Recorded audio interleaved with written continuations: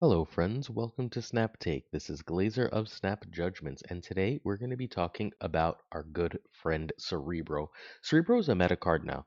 There's no way about it. The points that this card puts up let it compete even in this giant points heavy meta, and we have a new version of it that peaked at rank 2 on the Infinite Leaderboard. It is the most consistent thing. But before we talk about that version, which has all of like zero required high series cards, that's right, zero required high series cards. You heard that right. We're going to talk about the extremely underrated and slept on Cerebro 5. So Cerebro 5 is a deck built around the Ancient One. If you have Ancient One and Ms. Marvel, you can build this deck. What you want to do is you want to make triple Cerebro, and if you make triple Cerebro, you're giving plus 9 to everything on the board. And since you're starting with 5, that's everything being 14 power, which means 2 cards is 28, enough to win most lanes. 3 cards is 42, and you've won that by a lot. Meanwhile, you can also do the copy Ms. Marvel thing, where if you copy Ms. Marvel in the middle and you can get 2 cards in each other lane, see also Doctor Doom, you can get 2 other cards in each lane, you end up with a plus 15 in each side lane. Again, plus 15, and then you've got 2 other, usually 5 power cards there. That's 25 power lanes, again, largely enough to compete and gives us play when locations aren't our friend. The real beauty of this, though, is that we have access to Juggernaut and Negasonic now. Juggernaut and Negasonic give us this incredibly powerful play pattern toward the end of the game. No one expects the Juggernaut, no one expects the Negasonic and Cerebro, and so, like, even if they could go over you in one lane, even if they could beat you, your Juggernaut and Negasonic give you the ultimate nope ability. So this is from our friend Halo Effect, who is back in Snap. Both decks are actually. This one needs Ancient One and Ms. Marvel. Merlin can be Medusa or sort of whatever else. Merlin is really nice. Merlin doesn't look like a 5-drop, but with a singular location change spell from him, all of a sudden he is a 2/5, which means he will receive all the buffs and otherwise be great. You also have the ability to polymorph.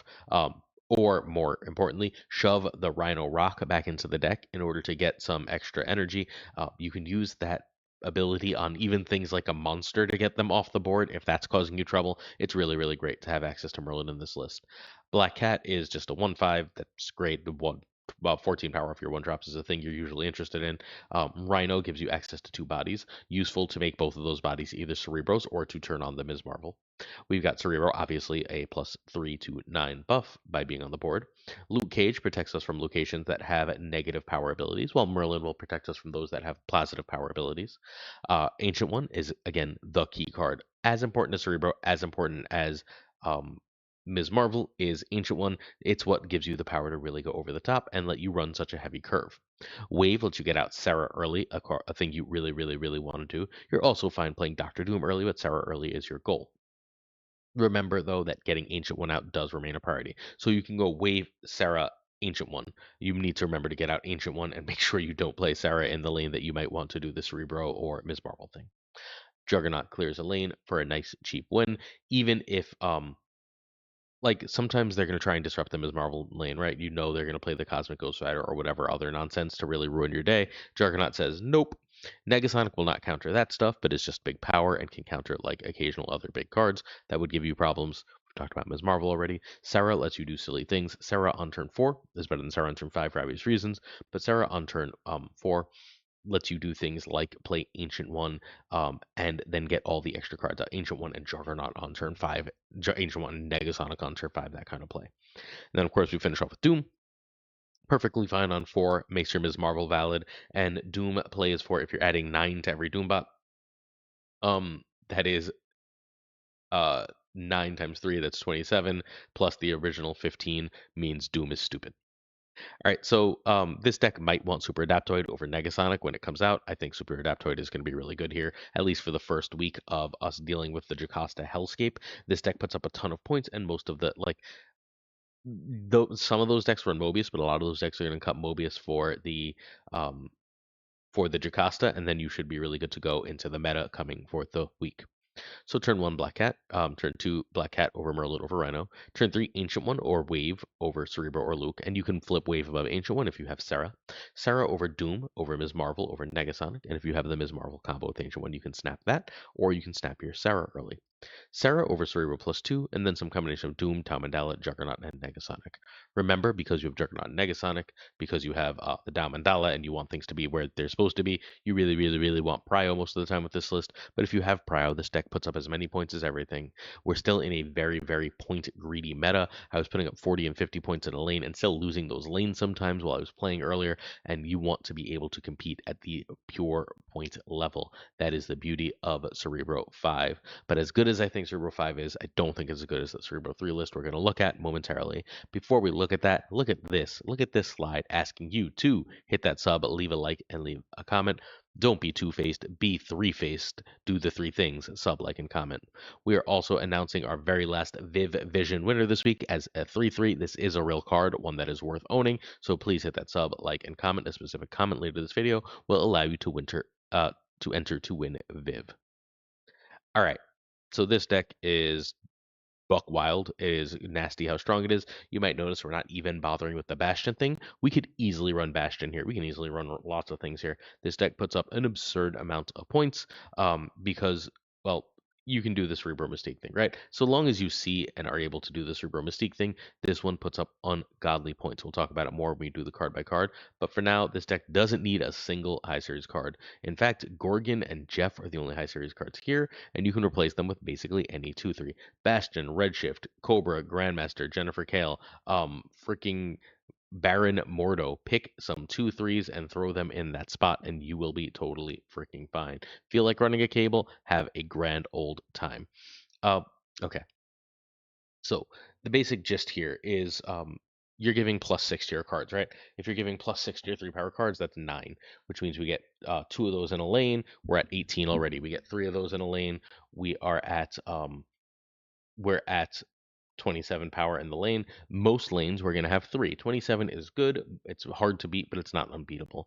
How do we make it unbeatable? Well, we need more cards, right? Because if we can go 4 cards in a lane, now we're at 36 and we're just not getting touched.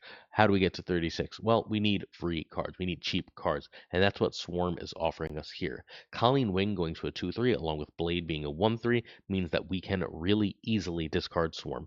All we have to do for Colleen to hit, the only other card that's is get rid of our 2-drops. We're willing to take the Sentinel risk. We're willing to do everything else in order to try and get that Swarm as soon as we can get that Swarm out. Like, hell, I'll play a Sentinel behind a Cosmo sometimes with this list in order to make sure that I can hit that Swarm with Colleen. And then I just have extra O3s. As long as my opponent's not running Mobius, I've got extra 0-9s. If I can play a couple extra 0-9s in this list, I freaking win. Blade and Colleen are utterly nutty here. They really make this thing. I want to try Redshift. I know Redshift's probably not going to give me a 3-power card, but I might want to try Redshift anyway for when Swarm is in that spot in my hand. I'm very excited for this list. Bast, for a while, Agony was the 1-3 of choice because you can put Agony on Cerebro or Mystique to make them 3s without taking space. But now the answer is once more Bast because that'll hit Mystique, Cerebro, and Luke Cage, making them hit themselves and giving you an extra lane to compete in. Blade and Colleen are here for Swarm. You are generally holding them for Swarm or playing them at the end of the game where they're still really good power. Gorgon is having a little moment right now. One of the better decks remains Victoria Hand, but Arishem is back in a big way. The Arishem Thanos Monty decks are back, and having access to Gorgon gives you some extra play there. Jeff is just movable power. He is not remotely important here, but he is nice to have access to. He goes in these decks because removable power that can be played anywhere is good. Scarlet Witch is how you take care of locations with lower that give you more power, and Luke Cage is how you take care of locations that give you less power. Sometimes Scarlet Witch will ruin you. Avoid playing her if you don't have to. Sentinel is a repeatable 3-power. Again, we like those. Swarm is free, 9 power, right? Like Sentinel and Swarm are stupid power for their rate. Cerebro and Mystique are the big buffs, and then Cosmo protects the Cerebro and Mystique if you play them early, or is just generally a good way to mess up opponents and what they do. Its deck is stupidly simple and stupidly powerful. You are again putting 27 power lanes up with no effort. I had a conversation earlier on the podcast we recorded with Smiles and Dumaluma where it's like Surfer's good, sure, Surfer's good, but I have to do a lot of work to give a +2 buff to a lot of my board with Surfer. For this, all I have to do is play cards and then play Cerebro Mystique, and I get a +6 power buff. I'm doing a lot of work for +2, or just getting the bigger and better buff. My cat seems to have found something that he is hunting, and I'm looking over at him. Next up, we peaked at rank 2, and we are now rank 4 with this. Turn 1, Bast if we have 2 targets, over Blade if Swarm. Turn 2, Colleen if Swarm, over any other 2 if not. And we hold Scarlet Witch almost always here. If there's obviously a bad location for us, we can play Scarlet Witch. This deck loses as much locations as anything else. Turn 3, Cosmo over Luke or a 2-drop. Turn 4 is a 2/2, and this is generally when I'll Scarlet Witch. If the location is bad, I want to sort of give it time to see what happens, develop the board. Turn 5, 2/3 with Cerebro second. Turn 6, Cerebro Mystique or with Luke, and play Swarms. And you can just snap when you have Cerebro Mystique fairly often. Once you realize what your opponent's power output is, bounce is the only thing that's really, really commonly going way above you. Almost everything else is going to be not quite good enough to really compete with you. You should win an awful lot of games of Marvel Snap with this list. I think that Cerebro is in an absolutely incredible and stupidly strong place right now. Yes, there is Enchanters. Yes, there is Cosmic Ghost Rider. But yes, you do run Cosmo. So there's every bit of chance that you just roll over opponents. Hey, I should be streaming at about 8 a.m. Eastern Monday morning. If you're interested, 8, 9 a.m., come check it out. Come hang out. I'm going to play some Snap. I'll play some of this list and some others if you want to come hang. And if you want to win a season pass, is Cerebro 2 consistent as a +3? Should there be some kind of change since Bastion came out, since Mystique came out?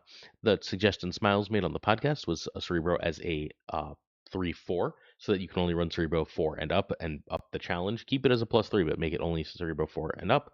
I like that. I don't hate that going back to a 2-2-0 or even a 2-2.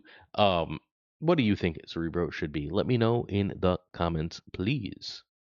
And that's it. Check out our Patreon. Patreon.com/snapjudgments is a wonderful way to support us. We lost one, so if you're willing to be the one that replaces the one that we left, it'd be amazing. We use all of our Patreon money to support the communities if you're so inclined.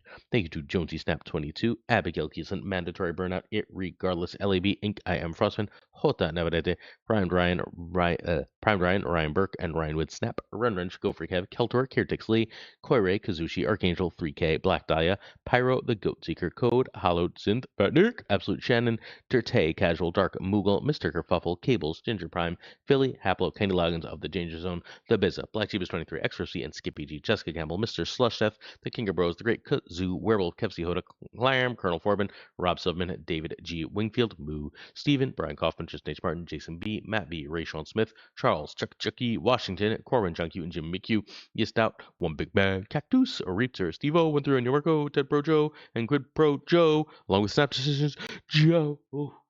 We got Bickety Boom Bop, pouring out for the Unibot, Bricks 2 Click, Green Goblin, Flan 56, Spectrum X, Hoot, Only Fox, Matt H, DJ Mike Ajix, No Freaking Flex, Nikki the Greeky the Geeky, Toxic Soul King, Zodric 24, The King of Canada, JJ, Denman, Falcon, Fafler Newman, Two Ties, Still Crushing Tournaments, The Great Lord Evs, The Pirate King Tucker, and of course, Gunny T. The T stands for Cerebro. That's the real robot overlord.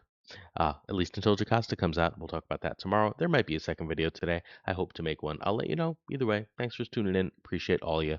Peace.